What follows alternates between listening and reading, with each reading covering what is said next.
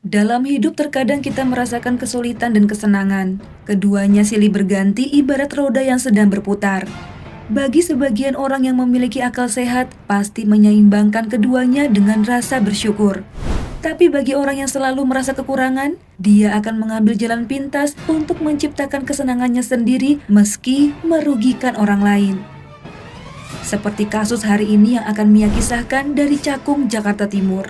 Peristiwa yang terjadi pada tahun 2015 silam, yang tentunya membuatku memahami bahwa kejahatan bisa terjadi di mana dan kapan saja. Cerita ini adalah berita fakta yang Mia rangkum dari berbagai media terpercaya tanah air dan menyajikannya sebagai alur cerita. Semoga dapat dengan mudah untuk dimengerti. Kita kenalan dulu dengan keluarga ini. Sang ayah bernama Heno Pujo Leksono, berusia 47 tahun, dan istrinya bernama Dayu Priyambarita, berusia 45 tahun. Pasangan ini memiliki 3 orang anak, yang sulung bernama Popi berusia 19 tahun, yang saat kejadian ia tengah kuliah di Malang, Jawa Timur. Dan si bungsu, Yuel Immanuel, masih berusia 5 tahun, sedang lucu-lucunya. Keluarga ini tinggal di perumahan Aneka Elok, Blok A13, Cakung, Jakarta Timur. Heno sendiri adalah seorang pengusaha mebel yang saben hari kerja dari pagi hingga petang. Keluarga ini keluarga biasa aja, tak terlalu mewah sandang pangannya, berkecukupan, bersahaja, dan sempurna untuk keluarga bahagia. Tetangga juga mengenal keluarga ini dengan cukup baik, ramah, dan apa adanya. Namun sayang kebahagiaan itu pupus sudah ketika pada hari Kamis tanggal 8 Oktober tahun 2015, Heno sang ayah yang baru pulang bekerja sekitar pukul 5:30 sore menemukan pintu pagarnya terbuka sedikit. Ketika melangkah masuk menuju pintu rumah, ia sedikit celingukan karena tidak mendengar suara putra bungsunya yang biasanya gaduh ketika ayahanda baru pulang bekerja. Langkahnya perlahan maju tepat di depan pintu utama, lagi-lagi dalam kondisi terbuka sedikit. Ada rasa heran di hati Heno saat itu. Ia hendak mencari istrinya dan ingin memarahi karena membiarkan pintu dan pagar tidak dikunci. Ia khawatir anak bungsunya berlarian di depan rumah dan terjadi hal yang tak diinginkan. Sebab itu Heno melangkah lagi lebih cepat masuk ke dalam. Matanya mencari ke seluruh ruangan yang hening, tak terdengar sambutan bahkan suara aktivitas apapun. Lantas ia menuju kamarnya dan di sanalah ada pemandangan yang sungguh mengejutkan. 2 tubuh terkapar bersimbah darah. Tak lain adalah istri dan anak bungsunya. Heno bergegas mencari bantuan dan menghubungi polsek setempat. Setibanya petugas dan tim medis ke TKP, segera memasang garis kuning agar tidak ada orang yang sembarangan masuk. Ketika diperiksa, kedua korban telah dinyatakan meninggal dunia. Di tubuhnya terlihat jelas ada bekas luka menganga di bagian leher, dagu, punggung, dan dada. Dugaan sementara kematian korban kurang dari 6 jam sebelum ditemukan karena jasad itu belum mengeluarkan bau anyir. Kengerian ini disaksikan sendiri oleh Heno yang membuatnya terpaku hingga disalahartikan oleh beberapa warga. Peristiwa pembunuhan ibu dan anak ini menyita perhatian publik, apalagi ketika suami korban tidak menunjukkan sikap sedih maupun panik. Kedua jasad ibu dan anak itu dibawa ke Rumah Sakit Cipto Mangunkusumo untuk diotopsi. Karena luka bacok di tubuhnya yang sangat lebar, jelas ini merupakan tindakan penghilangan nyawa secara brutal. Indikasinya bisa jadi orang yang dikenal dengan motif dendam, atau mungkinkah perampokan? Belum jelas. Sebab itu penyidik meminta keterangan dari tetangga sekitar. Pasangan Heno dan Dayu Priyambarita memang baik dan ramah, tapi mereka tertutup dan jarang bersosialisasi. Hanya sekedar keluar rumah dan menyapa para tetangga, itu saja jadi Bu Dayu tidak berkeinginan untuk bergosip dengan tetangga seperti saya. Di hari kejadian, mereka memberi kesaksian tidak melihat orang yang mencurigakan di rumah tersebut. Semua warga mengetahui pembunuhan itu setelah suaminya keluar dari rumah dan berteriak meminta tolong. Alhasil warga berbondong-bondong mendekati lokasi kejadian. Sementara itu, saat mengetahui kematian ibu dan adiknya, Popi si anak sulung langsung bertolak dari Malang ke Jakarta. Tak dapat tergambar lagi bagaimana pilunya hati gadis itu. Popi sempat histeris kemudian ditenangkan oleh ayah serta kerabatnya yang lain. Singkat cerita, Heno memberikan keterangan awal mula menemukan istri dan anaknya di kamar.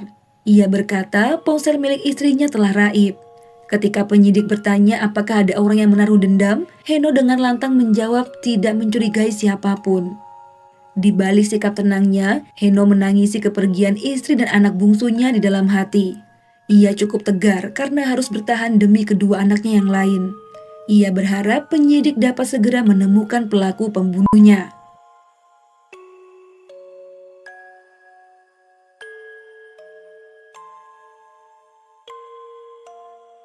Tim gabungan yang terdiri dari Polda Metro Jaya, Polres Jakarta Timur, dan Polsek Cakung akhirnya berhasil mengungkap pelaku pembunuhan sadis ibu dan anak tersebut.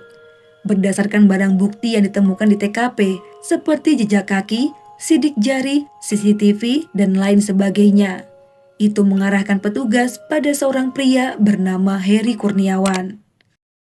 Yang tak lain adalah tetangga korban sendiri yang rumahnya berjarak puluhan meter dari TKP. Sebelumnya motif pembunuhan ini diduga karena dendam atau motif pribadi. Namun setelah diselidiki, ini murni tentang perampokan disertai pembunuhan. Heri ditangkap pada hari Kamis tanggal 15 Oktober atau seminggu setelah peristiwa.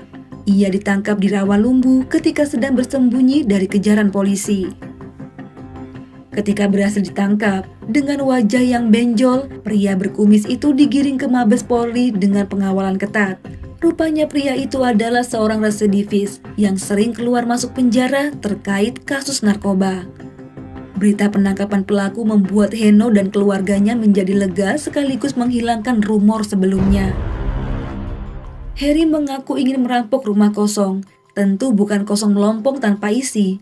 Tapi dia menyatroni rumah berpenghuni yang ditinggal penghuninya untuk bekerja. Nah, pada hari naas itulah, ia terfokus pada satu rumah milik pengusaha kaya yang tak lain adalah milik Heno. Ketika berhasil masuk ke dalam pagar, ia pun mencari jalan lagi untuk masuk ke dalam rumah. Saat itulah Dayu memergokinya dan sontak berteriak maling. Hari masih siang ketika Heri nekat masuk rumah orang tanpa izin, membuatnya khawatir jika ada tetangga yang mendengar suara dari korban. Dengan bekal sebuah pisau di saku celana, ia langsung menikam Dayu bertubi-tubi. Bahkan ia menyayat lehernya agar cepat menghadap Tuhan. Dengan sisa tenaga, Dayu mencoba lepas dari cengkraman pelaku, namun ia lengah karena sadar ada anak bungsunya di rumah. Saat-saat genting ini, sang ibu yang mulai tak berdaya terus memikirkan nasib anak bungsunya. Di sela harapan itu ia berdoa agar Yuel bisa keluar rumah dengan selamat. Namun takdir berkata lain, justru Yuel lah yang menemani sang ibu meregang nyawa. Balita malang itu juga menjadi sasaran keganasan Heri. Tanpa iba, ia juga menghunuskan pisaunya bertubi-tubi ke tubuh Yuel yang malang. Heno Pujo Leksono ditemani Kapolres Metro Jakarta Timur yaitu Kombes Umar Faruk dan Kombes Krisnamurti di Mapolda Metro Jaya tak kuasa menyembunyikan rasa geram dan sakit hatinya. Pria berkumis ini menatap tajam ke arah pelaku dan berkata, "Jika di dunia ini tak ada hukum, saya ingin membunuhnya, Pak." Saat ditanya wartawan apakah mengenal pelaku, Heno menjawab, "Wajahnya memang tidak asing, tapi saya tidak kenal. Ini mungkin disebabkan karena pelaku sering keluar masuk penjara. Bahkan saat kejadian ini terjadi, ia baru saja keluar dari LP Cipinang." Nah teman-teman, ada sisi yang menarik dari kisah Heri si pelaku sadis. Rupanya ia memiliki kelainan otak yang mempengaruhi cara berpikir. Menurut keluarga juga para tetangga, Heri Kurniawan yang berusia 35 tahun itu pernah terjatuh dari sepeda saat masih kecil. Ia mengalami cedera otak dan sempat mendapat beberapa jahitan. Dan saat itu ia mengalami gegar otak. Sebab itu, ia sering dipanggil Geger, kata Wani, ibu pelaku di rumahnya. Wanita tua berusia 60 tahun itu hanya bisa duduk pasrah menjawab pertanyaan para wartawan. Mengenai perasaannya saat ini, tentu ia merasa bersalah pada keluarga korban. Namun ia menyerahkan semuanya pada hukum dan membayangkan masa tuanya yang mungkin akan dibenci oleh sebagian warga apalagi keluarga korban. Lalu bagaimana dengan sikap Heri? Heri rupanya tidak bisa lepas dari barang haram. Ia terlalu candu dan ingin menikmatinya dengan cara apapun. Padahal selepasnya dari penjara, Heri tak memiliki pekerjaan tetap. Sebab itu ia berpikiran untuk merampok dan mencari barang berharga yang bisa dijual. Saat itulah ia memilih keluarga di blok A13 milik Heno dan Dayu. Lantas mengapa kau bunuh juga balita itu? Tanya wartawan. Pada saat mencari barang, korban keluar dan menjerit maling, diteriaki maling. Kemudian pelaku panik dan menusuk korban dengan membabi buta, sementara anaknya yang memegangi kaki dan tangan yang bersangkutan ditusuk juga. Heri menjelaskan, Yuel yang kecil terus memegangi kakinya sambil berteriak. Karena panik, dia tusuk juga bocah itu, sama seperti sang ibu. Lalu apa yang kamu rasakan saat ini? Tanya wartawan lagi. Heri mengaku menyesal dan jika bisa memutar waktu, ia tentu tidak akan melakukan perbuatan keji tersebut. Ia meminta maaf pada keluarga korban sambil berlinang air mata. Namun nasi sudah jadi bubur, yang pergi tak mungkin kembali. Hanya penyesalan seumur hidup yang akan kau nikmati.